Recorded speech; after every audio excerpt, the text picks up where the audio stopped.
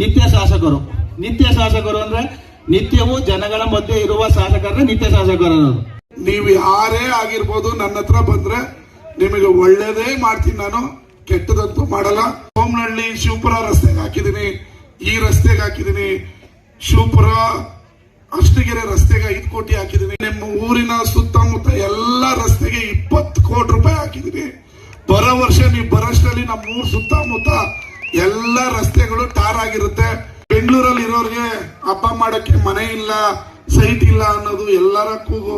ಇಲ್ಲ 5 ಎಕರೆ ಹುಡುಕಿದೀನಿ, ಯಾರಿಗೂ ಅನ್ಯಾಯ ಮಾಡಲ್ಲ. ಅಲ್ಲಿ 6 ತಿಂಗಳಲ್ಲಿ ನಿಮ್ಮೆಲ್ಲರಿಗೂ ಸೈಟ್ ಸ್ಯಾಂಕ್ಷನ್ ಮಾಡಿ ನಿಮಗೆ ಕೊಡ್ತೀನಿ.